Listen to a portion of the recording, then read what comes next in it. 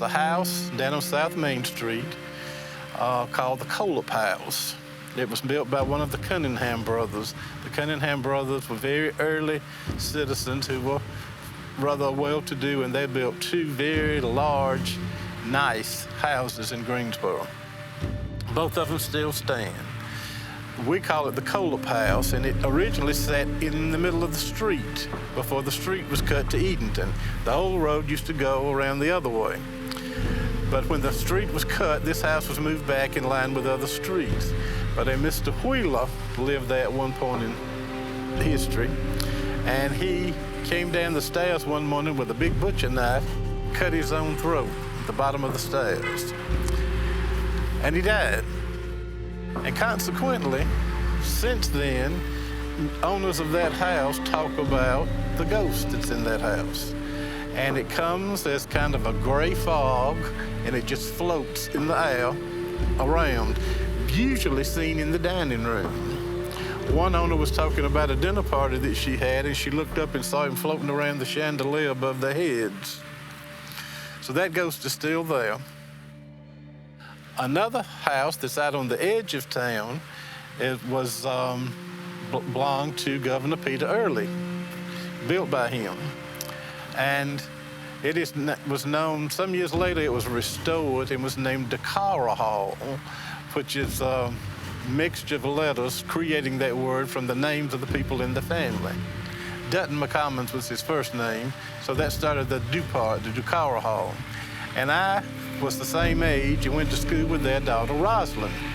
And she used to tell us about the ghost in the house. It was a young girl, and Rosalind said that when she would sit down to brush her hair in the mirror in her bedroom, she would look into the mirror, and in the reflection would be a young girl standing behind her. And when she would turn around, the image was gone immediately. They owned some chicken houses that were on the property there and on the farm. And she says that they would go to the chicken houses late in the afternoon to do whatever you had to do to chicken houses. And when they would come back across the yard, this young girl would be sitting in a rocking chair on the front porch. And as they would near the house, she would get up and go inside the house. And when they would get there, the chair would still be rocking, but there would literally be nobody in the house at all. And her mother says that she would often be downstairs and she would hear singing upstairs. And when she would go up to see who it was, or if it was her daughter, there was nobody there. So we had a palmist who lived in Greensboro. Madam Rogers was her name, her professional name. And Mrs. McCommon said she saw her in the grocery store one day, and she said, "Mrs. Rogers, sometimes I want you to come out to my house. We have a spirit there, and I just want to know what you see and what you feel." And she says, "Well, I'll come Sunday afternoon." So she did. Well, she said that Mrs. Rogers, she said she had never had any faith in soothsayers and palmists and such before, but she said she was fully convinced after her visit, because she said she told me things that nobody knew but my husband and myself about this ghost.